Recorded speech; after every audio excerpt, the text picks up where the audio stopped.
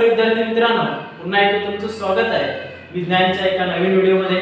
तर बाळ, आज आपण विज्ञान 1 याच्यामधला प्रकरण क्रमांक 1 गुरुत्वाकर्षण हा पाठ शिकणार आहोत किंवा चालू करणार आहोत. आतापर्यंत विज्ञान इयत्ता 10वी मध्ये विज्ञान 1 आणि 2. आता 1 मध्ये काही सूचना आहे का? 1 मध्ये आपला प्रकरण क्रमांक 2 झालेला आहे, मूलद्रव्याचे आवर्ती वर्गीकरण.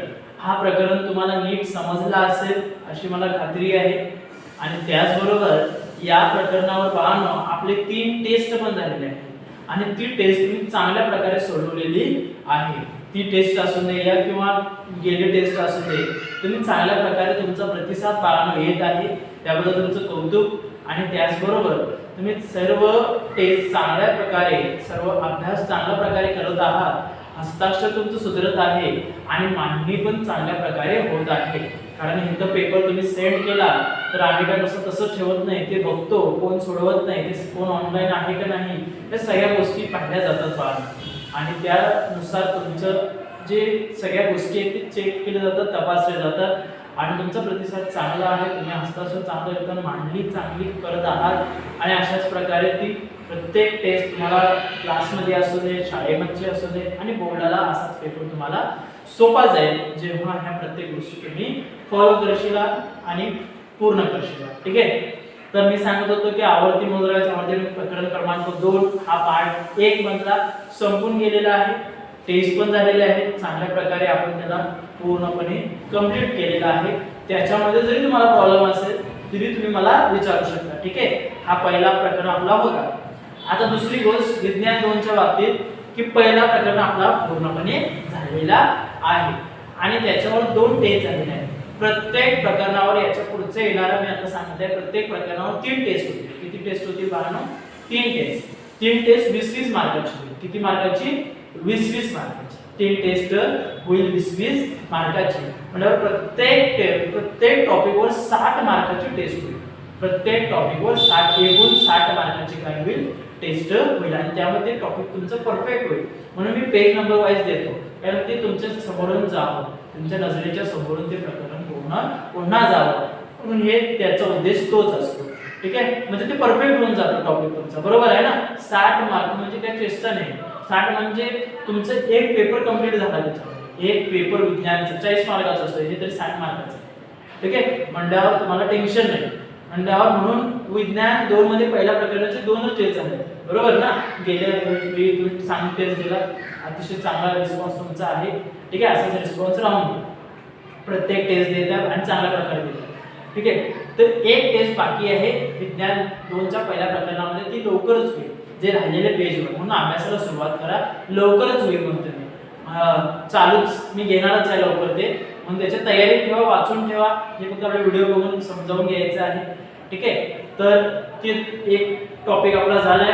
आता हा टॉपिक आपण कंप्लीट करणार आहे. हा धडा, हा पाठ चालू करणार आहोत. हा पाठ झाला की आपले विज्ञानचे 1 चे 2 प्रकरण होतील. त्यानंतर पुन्हा 2 मध्ये जाऊया आपण आणि 2 मध्ये पुन्हा 2 होतील. म्हटल्यावर तुमची तिमाहीची जरी परीक्षा लागली तर तुम्हाला इझी होऊन जाईल. काळजी करू नका, कारण 2 टॉपिकवरच प्रश्न विचारतात परीक्षेला.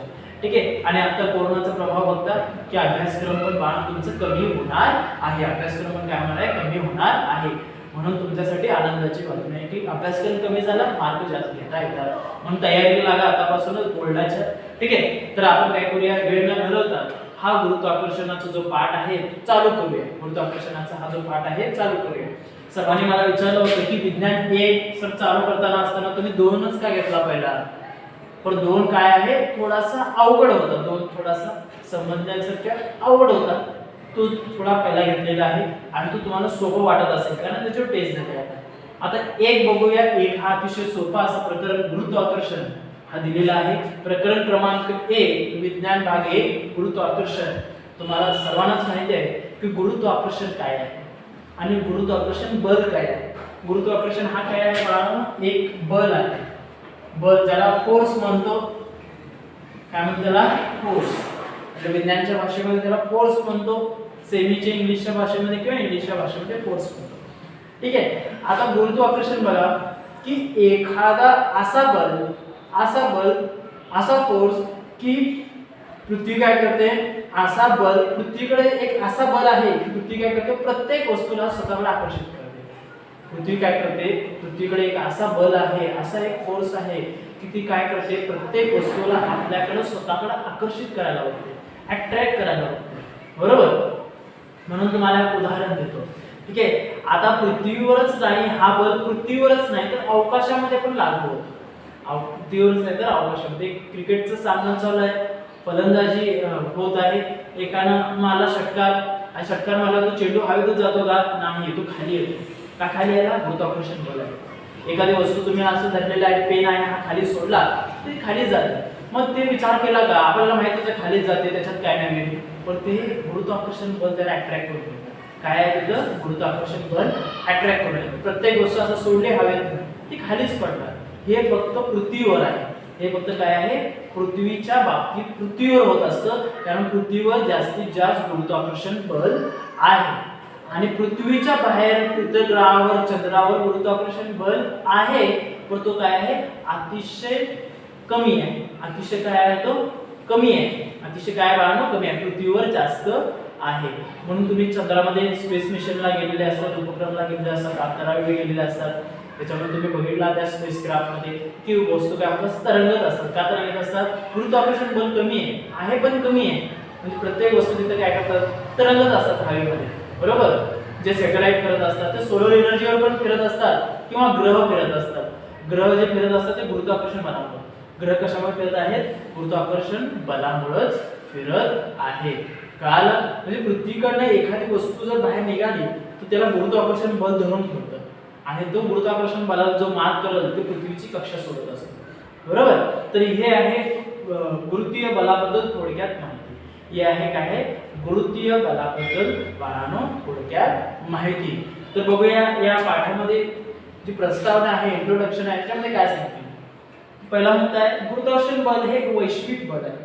गुरुत्वाकर्षण बल हे कसं आहे, वैश्विक. वैश्विक म्हणजे काय बाळांनो, वैश्विक म्हणजे या पूर्ण पृथ्वीवर तरी आढळतच आणि पृथ्वीच्या बाहेर ग्रहामध्ये, ताऱ्यामध्ये, नंतर चंद्रामध्ये, सूर्यामध्ये, प्रत्येक ह्याच्यामध्ये आढळतं. म्हणून याने काय वापरलाय, वैश्विक हा शब्द वापरलाय. वैश्विक बल, वैश्विक म्हणजे प्रत्येक ह्याच्यामध्ये ते आढळतं. प्रत्येक ह्याच्यामध्ये काय होतं, आढळतं. पृथ्वीवरच नाही तर बाहेर अवकाशामध्ये, आकाशगंगेमध्ये हा पृथ्वी काय होतं, गुरुत्वीय बल, गुरुत्वाकर्षण बल हा काय आहे, वैश्विक आहे. म्हणजे सगळीकडे आढळते. काल याचा अर्थ काल तुम्हाला पहिल्या वाक्याचा दुसरा, ते केवळ पृथ्वीवरील दोन वस्तूवरच नव्हे तर कोणत्याही दोन खगोलीय वस्तूमध्ये असतो. तर पृथ्वीवरच्या कोणत्याही दोन वस्तूमध्ये नाही. आता जमीन आणि वस्तू ही झाली दोन वस्तू. सोडला की जमीन अट्रॅक्ट करते त्याला, बरोबर, आकर्षित करते. म्हणजे पृथ्वीवर फक्त दोन वस्तूच नव्हे तर पृथ्वीच्या बाहेर खगोलीय, खगोलीय म्हणजेच काय, अंतराळामध्ये असलेल्या, अवकाशामध्ये असलेल्या वस्तू. खगोलीय वस्तू म्हणजेच काय, अवकाशामध्ये किंवा अंतराळामध्ये असलेल्या वस्तूमध्ये पण आढळतो. म्हणल्यावर फक्त पृथ्वीवरच नाही, पृथ्वीच्या दोन वस्तूवरच नाही तर खगोलीय वस्तूमध्ये, दोन वस्तूमध्ये पण हा बल आढळतो. म्हणून या बलाला वैश्विक बल असे म्हटलेलं आहे. काय म्हटलेलं आहे, वैश्विक बल असे म्हटलेला आहे.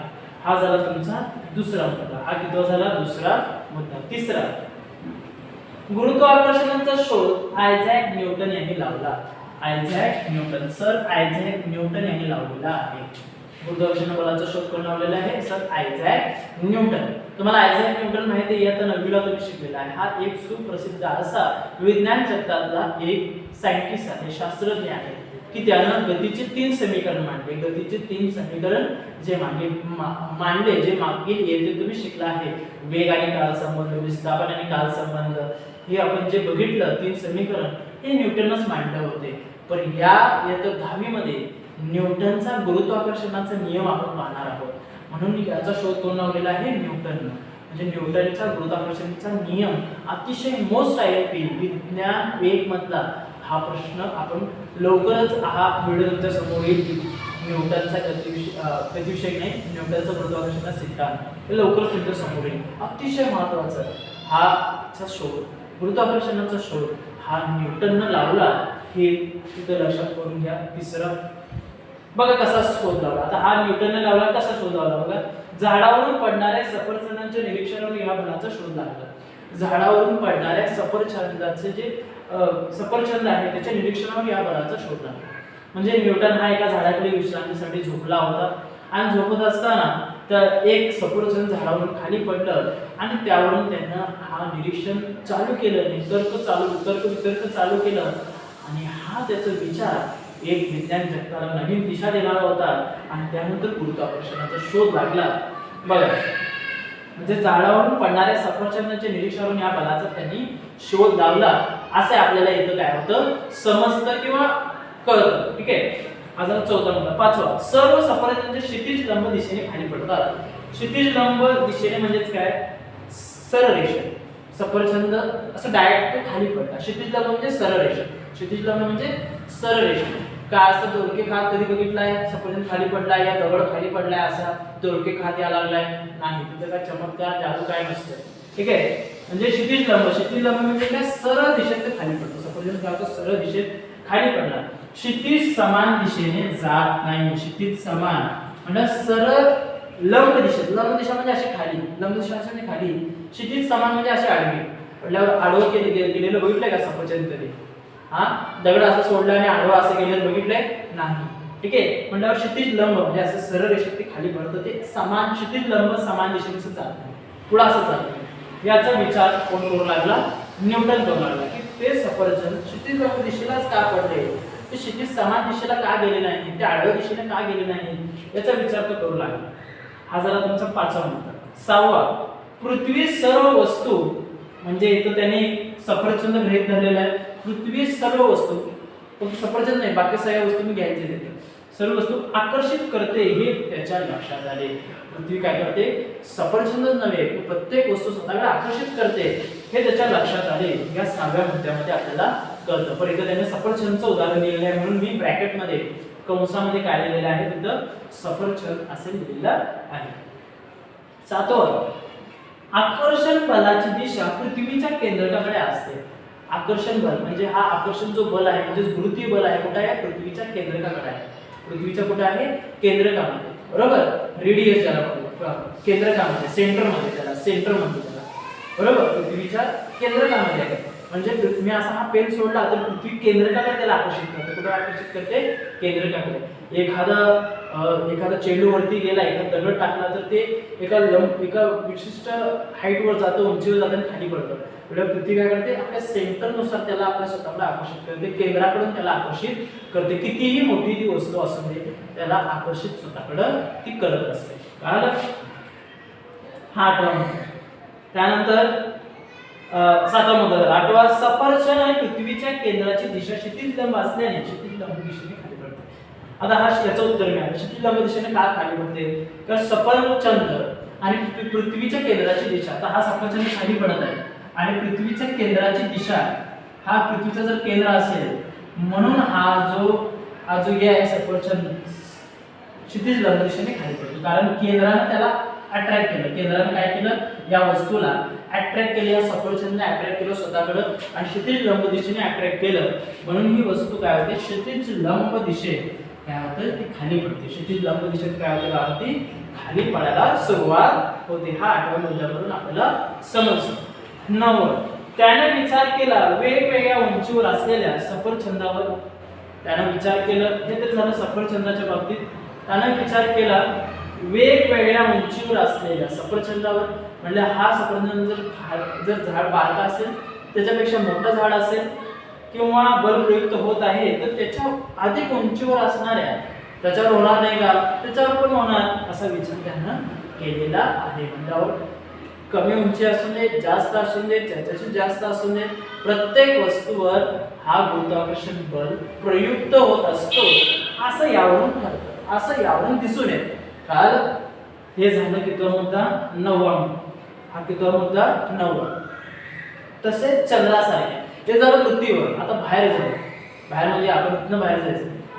चंद्रासारख्या दूरवर असलेल्या सूर्य, ग्रह, चंद्रासारख्या दूर असलेल्या सूर्य, ग्रह, तारे आहेत, अवकाशामध्ये एवढी वस्तू आहेत, तिथं पण हा बल प्रयुक्त होत असेल का असा प्रश्न विचारला न्यूटननं. परंतु सिद्ध झालं म्हणून ते डायरेक्ट मी असे सांगितले म्हणून लिहिलेलं आहे.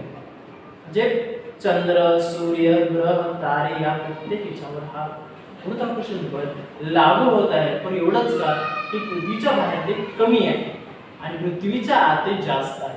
कळालं? तर हे लक्षात ठेवा. तर अतिशय सोप्या भाषेत तुम्हाला त्याचं इंट्रोडक्शन, त्याचं प्रस्तावना सोप्या भाषेमध्ये तुमच्यापर्यंत मी काय केलेलं आहे बाळांनो, पोहोचवलेली आहे. तर बघा पुन्हा एकदा सांगतो, गुरुत्वाकर्षण हा आपण चॅप्टर बघितला, हा पाठ आता चालू केलेला आहे. गुरुत्वाकर्षण हा बलाशी निगडीत आहे, गुरुत्वाकर्षण बलाशी निगडीत आहे, त्याला फोर्स म्हणतात. ठीक आहे. गुरुत्वाकर्षण बल हे एक वैश्विक बल आहे, म्हणजे प्रत्येक जगाच्या प्रत्येक कानाकोपऱ्यात किंवा जगाच्या बाहेर आकाशगंगेमध्ये पण ते, अवकाशामध्ये पण ते काय होते, लागू होत असते. ते केवळ पृथ्वीच्या दोन वस्तूवरच नाही तर अवकाशामध्ये असलेल्या प्रत्येक किंवा खगोलीय वस्तूमध्ये लागू होत असतो. खगोलीय म्हणजे अवकाशामध्ये असलेल्या वस्तू. गुरुत्वाकर्षणाचा शोध न्यूटनने लावला, न्यूटनने लावला म्हणून सांगायचं, दुसरं कुठलं थॉमस एडिसन या कुठलं दुसरं सांगायचं नाही, न्यूटनने लावला हे माहीत असणं गरजेचं. कसा लावला? झाडावर पडणाऱ्या सफरचंदाच्या निरीक्षणावरून या बलाचा शोध लागला. काय विचार केला त्याच्यावर त्यांनी, की क्षितिज लंब दिशेनेच खाली का पडतं, क्षितिज समान दिशेने का जात नाही, आडव्या ओळीने का जात नाही तो. ठीक आहे. पृथ्वीवर सर्व वस्तू आकर्षित करते हे त्याच्या लक्षात आले. पृथ्वी काय करते, सर्व वस्तूंना स्वतःकडे आकर्षित करते हे त्याला लक्षात आलं. आकर्षण बलाची दिशा पृथ्वीच्या केंद्रकाकडे असते. आकर्षण बलाची दिशा कुठे असते? पृथ्वीच्या केंद्रकाकडे. तर हा पृथ्वीचा जर केंद्रक असेल तर आकर्षण बलाची दिशा, म्हणजे आकर्षण बल हा जो आहे पृथ्वीच्या केंद्रकाकडे असतो. याने विचार केला की वेगवेगळ्या उंचीवर असलेल्या सफरचंदावर, म्हणजे ते कमी उंचीवर असेल सफरचंद, जास्त उंचीवर असेल त्याच्याशी जास्त, प्रत्येक वस्तूवर या सफरचंदावर हा बल प्रयुक्त होत आहे. आणि त्याच्यानंतर त्याची हा जो तर्क होता तो खगोलीय वस्तूकडे गेला, चंद्र, ग्रह, तारे त्यांच्याकडे गेला आणि त्याच्यावर पण हा बल प्रयुक्त होत आहे हे याला त्याच्यातनं समजलं. ठीक आहे. तर हा झाला या पाठाचा इन शॉर्ट प्रस्तावना, याला इंट्रोडक्शन म्हणतो. काल परीक्षेला प्रश्न काय काय विचारतात बघा. याच्यावर परीक्षेला प्रश्न विचारतात तुम्हाला, या एवढं शिकवलं याच्यावर गुरुत्वाकर्षणाबद्दल टिप लिहा. गुरुत्वाकर्षण म्हणजे काय किंवा गुरुत्वाकर्षण बल म्हणजे काय, काय सांगणार की पृथ्वी प्रत्येक वस्तू आपल्याकडे आकर्षित करते, आपल्या केंद्रकाकडे आकर्षित करते. त्या बलाला काय म्हणतात? गुरुत्वाकर्षण बल म्हणतात. त्या बलाला काय म्हणतात? गुरुत्वाकर्षण बल. म्हणजे आकर्षण बलाला काय म्हणतात? गुरुत्वाकर्षण बल म्हणतात. ठीक आहे. हे लक्षात ठेवा. त्याचबरोबर आणि काय सांगितलं तुम्हाला मी, कसा शोध लागला, कोणी लावला, कसा शोध लावला, कोणी लावला, न्यूटननं. कसा लावला की झाडावर पडत असलेल्या सफरचंदाचं त्यानं निरीक्षण केलं. एवढं सांगाल का नाही की क्षितिज लंब ते का पडलं नाही, पृथ्वी केंद्राकडे आकर्षित करते, प्रत्येक वस्तू आकर्षित करते, कसं आकर्षित करते, खगोलीय वस्तू कसं आकर्षित केले जातात, किती वस्तूवर ते आकर्षण असतं, कोणत्या वस्तूमध्ये आकर्षण आहे, कुठं ते कमी आहे, कुठं ते जास्त आहे, या सर्व गोष्टी त्याच्यामध्ये काय करायचं बाळांनो, समजावून घ्यायचं आहे. आणि अशा प्रकारे हा तुमचा जो प्रस्तावना आहे तुमच्या समोर मी मांडलेली आहे. या पाठ अतिशय, हा जो पाठ आहे अतिशय सोपा आहे, अतिशय सोपा आणि मोस्ट आहे. तुम्हाला सांगतो या पाठावर 2 प्रश्न एसएससी बोर्डाला हमखास असतात. 2 प्रश्न हमखास येतात, हमखास. 2019 आणि 20 चा पेपर मी अनालिसिस केला, हमखास प्रश्न याच्यावर या टॉपिक. सोपा आहे, समजावून घ्या. क्वेश्चन 2 हमखास असतात. मला वाटतं गेल्या याच्यामध्ये गुरुत्वाकर्षणाचा नियम विचारला होता न्यूटनचा आणि एक विचारला होता मुक्त पद, त्याच्यावर टिक विचारले होते. 2 एसएससी बोर्डाला प्रश्न विचारला होता. आता त्यानुसारच याच्यावरच आणि 2 प्रश्न तुम्हाला विचारले जातील. तो गुरुत्वाकर्षण बलावर असेल किंवा कोण शोध लावला त्याच्यावर असेल किंवा कसा लावला, आणि तुम्हाला चार्ट देतात. तुम्हाला माहिती आहे क्षितिज लंबाचा चार्ट देतील, तो कसा होतो, कसा शोध लागला, कोणावर होतो, वैश्विक बल तो का आहे, हे चांगलं विचारलं जाऊ शकतो तुम्हाला. म्हणून हे बाळांनो समजावून तुम्ही घ्या. 2 शब्द नवीन आहेत तुमच्यासाठी. वैश्विक म्हणजे प्रत्येक जगामध्ये, प्रत्येक अवकाशामध्ये, या खगोलीय वस्तूमध्ये. क्षितिज म्हणजे लंब दिशेत किंवा सरळ दिशेत, लंब दिशा किंवा सरळ दिशा. तर बाळांनो हे आहे तुमचा आजचा व्हिडिओ. हा व्हिडिओ तुमच्या समोर येईल. अभ्यासाला सुरुवात करा. शंका असेल तर विचारा. मागच्या 2 पाठामध्ये पण शंका असेल तर विचारा, काय प्रॉब्लेम असेल तर विचारा. लवकरच तुमची मी टेस्ट घेणार आहे, ते तुम्हाला सूचना मी सांगणार आहे. तुम्ही मला शंका असेल तर इंडिव्हिज्युअल विचारा किंवा ग्रुपवर विचारा. चालेल. ठीक आहे, धन्यवाद.